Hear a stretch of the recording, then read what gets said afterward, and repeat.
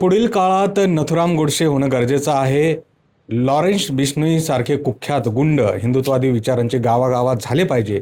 मुस्लिम व्यापाऱ्यांकडनं तुम्ही सामान खरेदी करू नका किंवा हम दो हमारे दो हा नारा बाजूला ठेवून तुम्ही हम दो हमारे पाच अशा पद्धतीनं आता सुरुवात करा.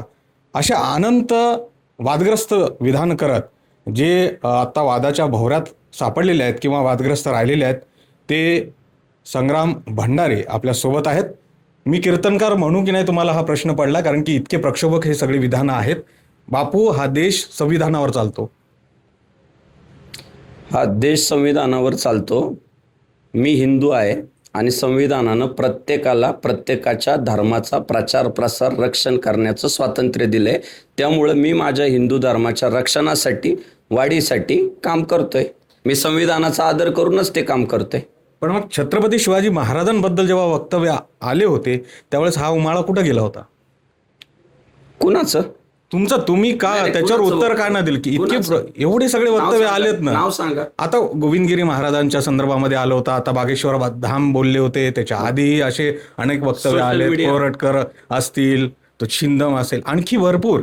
तुम्ही छिंदमांचं नाव घेतलं, माझे सोशल मीडिया चेक करा, निषेध केलेला आहे. इतक्या बागेश्वर धाम बाबांचं नाव घेतलं, निषेध व्यक्त केलेला आहे. कोरटकरांचं नाव घेतलं, निषेध व्यक्त केलेला आहे. प्रत्येकाचा निषेध व्यक्त. हे बघा, छत्रपती शिवाजी महाराजांच्या समोर तडजोड नाही. बागेश्वर धाम बाबा असो, कोरटकर असो, छिंदम असो. मी जाहीर सांगितलं होतं, आमच्या देवा भाऊंना तेलंगणातनं उचलून आणला. तो कोण? कोरटकर. हा, जेव्हा सापडत नव्हता तेव्हा सगळे शिव्या घालत होते. मी म्हणत होतो उचलून आणला त्याला तेलंगणातनं, कोरटकरला, देवा भाऊनं. तेव्हा अभिनंदन करायला कोण नाही आलं पुढं. विष्णू म्हणजे ना वैष्णवांचा धर्म म्हणणाऱ्या या संप्रदायामध्ये इतकी प्रक्षोभक वृत्ती का झाली तुमची? एवढं उत्तेजन का येत आहे तुम्हाला, असं अनेकांना प्रश्न पडतो. त्यातच उत्तर आहे ना ते, विष्णुमय जग वैष्णवांचा धर्म. आमचा धर्मचे जग विष्णुमय झालं पाहिजे आणि त्यासाठी आम्ही प्रयत्न करतोय. विष्णुमय, सगळ्यांनी विष्णूची भक्ती करावी, बरोबर, त्यासाठीच प्रयत्न करतोय ना. अशा पद्धतीने हिंसा कुठे येते ना? आता नाटाळाच्या काठी द्यायची ना माथ्यात, बरोबर. मग ते धर्म पुढे घेऊन जायचा म्हटल्यानंतर अधर्मिता बाजूला करावे लागतील ना. आणि हिंसा काय केली आपण? काय हिंसा केली आपण? केलीच नाही हिंसा. शाई फेकणं, अशा पद्धतीने धमकी देणं, तुम्ही ज्या प्रक्षोभक पद्धतीने त्यांच्या अंगावर जात होता, खरं तर हे जीवे मारण्याची धमकी दिल्याचं त्यांनी आता तक्रार केलेली आहे. तुम्हाला वाटत नाही त्यामध्ये काही प्रक्षोभक नाहीये?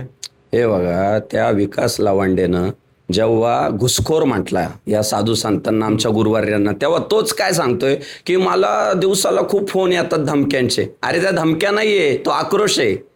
मला का धमक्यांचे फोन येत नाही? मला का अभिनंदनाचे फोन येत आहे कालपासनं? समाज मनामध्ये एक संताप निर्माण झाला होता लवांडेबद्दल की तू चुकीची विधानं करतोय. ज्यांनी धर्माचा प्रचार केलाय त्यांनाच तू घुसखोर म्हणतोय. तो संताप होता, त्यामुळं त्याला रोज एवढे फोन येत होते, धमक्या येत होत्या. त्याच्यावर किती पोलीस स्टेशनमध्ये गुन्हे दाखल झाले, कितीतरी ठिकाणी भाऊ त्याच्यावर निवेदनं दिले पोलिसांनी. हा, मग का दिले?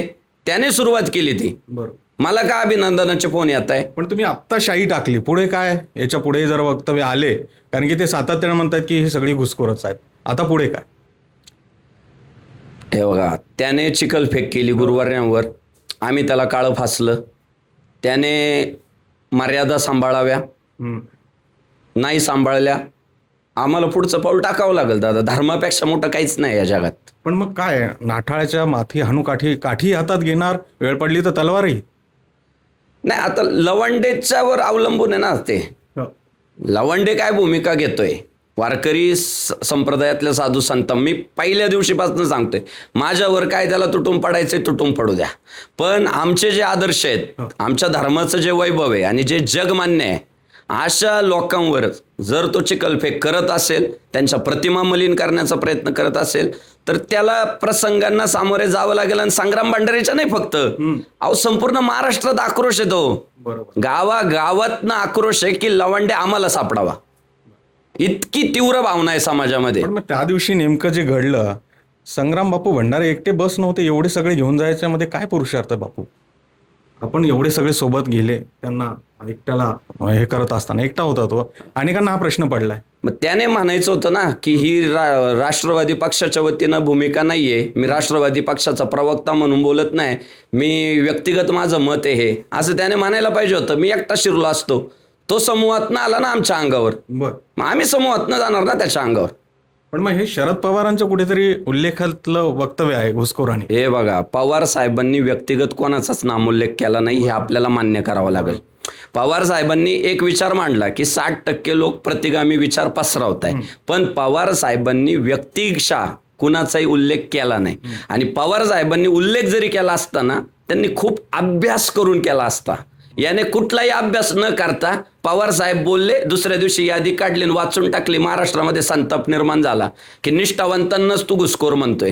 पण बापू आता काय, म्हणजे ज्या पद्धतीने यादी जाहीर झालेली आहे, कायदेशीर एक मार्ग होता. तुम्ही म्हणता की विचाराची लढाई विचारांनी लढण्यापेक्षा हेच त्याला उत्तर होतं. यादी जाहीर झालेली आहे, कायदेशीर मार्गाने काय आहे त्या संदर्भामध्ये? आता कायदेशीर त्यांच्यावर तक्रारी दाखल केल्या, गुन्हे दाखल केले, त्याचं तोंड थांबलं पाहिजे. आता प्रशासनानं त्याला आवर घातला पाहिजे, ही आमची अपेक्षा आहे. प्रशासनानं त्याला समजून संप्रदाय पुरोगामी का प्रतिगामी, हे खुली चर्चेचं आव्हान का नाही करत तुम्ही? हे बघा, संप्रदाय वारकरी संप्रदाय मुळात प्रतिगामी पुरोगामी ह्याच व्याख्या अजून निष्पन्न नाही झालेल्या. नेमकं पुरोगामी म्हणजे काय आणि प्रतिगामी म्हणजे काय? वारकरी संप्रदाय चळवळ अशी आहे की यारे यारे लहान थोर याती बलती नारी नर, म्हणजे वारकरी संप्रदायाचं वैशिष्ट्य. एखादा पुरोगामी जरी आला, स्वतःला पुरोगामी म्हणणारा, त्याला वाटतं वारकरी संप्रदाय माझा आहे, आणि एखादा स्वतःला प्रतिगामी म्हणणारा आला तरी त्याला वाटतं वारकरी संप्रदाय माझा आहे. हे वारकरी संप्रदायाचं वैशिष्ट्य आहे. जसं लवंडे म्हणतो की तीर्थी दोंडा पाणी देवरोकडा सज्जनी, तो म्हणतो तीर्थांच्या ठिकाणी फक्त दोंडा आहे, म्हणजे त्याला असं वाटतंय माझ्या पुरोगामित्वासाठी हे सोयीचं आहे. अरे पण त्याच संतांनी हे पण सांगितलं, जवळ हे सकळ सिद्ध आहे, हात चालावया पाय, तव तू आपुले स्वैत पाय तीर्थयात्रे जाय चुकू नको. म्हणजे त्यांनी असं सांगितलं, तुझे हातपाय चांगले तोपर्यंत तीर्थयात्रा करून घे, तिकडं जाणं तू सोडू नको. म्हणजे साधू संतांनी ना प्रत्येकाला सामावून घेतलंय. खटनट यावे आणि शुद्ध होऊन या जावे. प्रत्येकाला आपापला विचार मांडण्याचं स्वातंत्र्य आहे. पण ते बापूंना नाही पचलं. मला कसं पचलं नाही?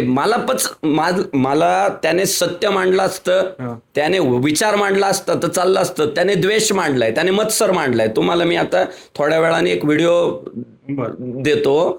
ते काही शिवभक्त त्या शिंदेवाडीमध्ये छत्रपती शिवाजी महाराजांची उपासना करण्यासाठी, प्रार्थना करण्यासाठी गेले, तर याने त्यांना कशा पद्धतीने हाकलून दिलंय. तिथं कुठं गेला होता याचा विचार? हाकलून दिले त्यांना, हे चालणार नाही म्हटला. तो भिडे गुरुजींना कशा पद्धतीने तिथे बोलतोय, या सगळ्या धारकऱ्यांना तो आतंकवादी म्हणतोय.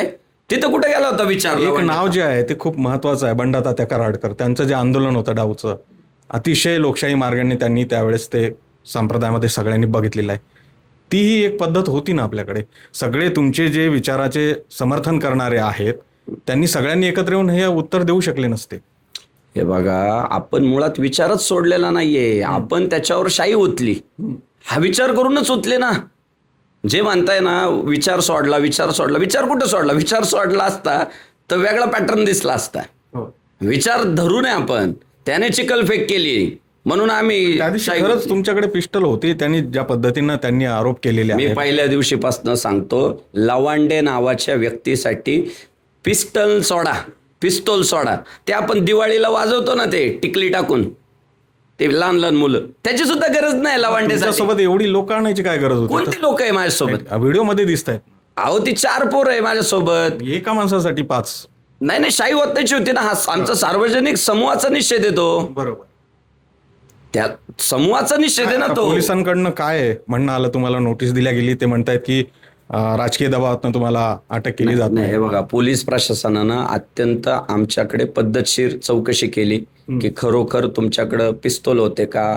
आमच्या त्यांनी गाड्या तपासल्या, आमची सगळी तपासणी घेतली. पोलीस प्रशासनानं पूर्णपणे शोध घेतला, पण ज्याला काही अर्थच नाही, ज्याचा कुठे काही संदर्भच लागत नाही, ते मी सांगितलं चौकशी करा बाबा. पण बापू, अगदी शेवटचा प्रश्न, हा उद्योग कायम राहणार आहे तुमच्यामध्ये?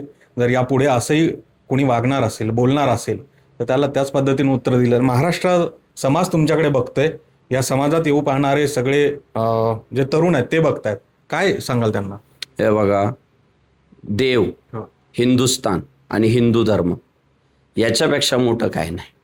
शूर आम्ही सरदार आम्हाला काय कुणाची भीती, देवदेश आणि धर्मापायी प्राण घेतला हाती, किंवा धर्माचे पालन करणे पाखंड खंड, धर्म रक्षावयासाठी करणे अटी आम्हासी. शेवटी याच्यासाठी आमचा जन्म आहे आणि याच्यासाठी आम्हाला मृत्यू पत्करावा लागला तर फार आनंद. भाजपमधील मंत्री लोकप्रतिनिधी तुमचं अभिनंदन करतायत. ज्या 20 लोकांची यादी त्यांनी जाहीर केली आणि ज्याचा संताप तुम्हाला आला, त्यांच्यापैकी कोणाचे फोन आले किंवा त्यांनी तुम्हाला समर्थन दिलंय? खूप सारे आहेत. आता एकाचं नाव घेतलं तर एक राहून जातं, पण तरी सुद्धा जसं आपण म्हणालो की मंत्री साहेब नितेशजी राणे साहेब ते कडवट हिंदुत्ववादी नेते आणि त्यांना तर फार अभिमान वाटला की अशा आपल्या हिंदू धर्माचार्यांवर जर कोण गरळ ओकत असेल तर अशाच पद्धतीनं उत्तर दिलं पाहिजे. कारण ते सुद्धा म्हणजे किती कडवट आहे आपण बघतोच. त्यांची विधानं सुद्धा धर्मासाठी देशासाठी किती कशा पद्धतीची असतात.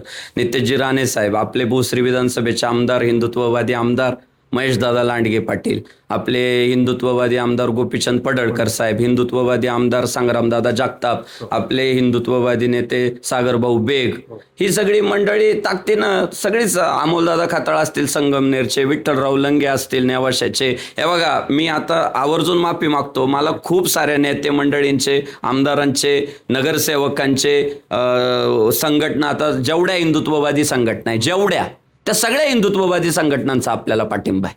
वारकरी संप्रदायातली जी मोठी दाटी लोक आहे त्या सगळ्यांचा आपल्याला पाठिंबा आहे. हा सगळ्यांचाच आहे. पण आता एकाचं नाव घेतलं की एकाचं राहून जातं, त्यामुळे मी म्हणजे अक्षरशः राहिलीच नावं माझ्याकडून, असंच म्हणतो. अर्थातच आपण बघतोय की संग्राम भंडारी यांनी स्पष्ट सांगितलंय, जे आपण कृत्य केलं होतं ते केवळ संताप नव्हता तर ते उत्तर होतं. अशा पद्धतीनं यापुढे जर कोणी प्रक्षोभक विधानं करत असेल, संतांची मनं दुखत असेल, त्यांच्या संदर्भात बोलत असतील तर पुन्हा त्यांना जशास तसं उत्तर देऊ. अर्थातच या सगळ्या संदर्भामध्ये आता राज्याचा गृहविभाग असेल किंवा एकूणच संत परंपरा जोपासणारे संप्रदायातली इतर मंडळी असतील ते काय भूमिका घेतात याकडे सगळ्यांचं लक्ष आहे. मात्र आपल्या भूमिकेवर ठाम असलेले संग्राम बापू भंडारी यांनी न्यूज 18 मराठीला ही मुलाखत दिली आणि त्यातनं त्यांचं मनोधैर्य जे आहे ते स्पष्ट होताना दिसतं. सुरेश पाटील, गोविंद वाकडे, न्यूज 18 मराठी, पिंपरी चिंचवड.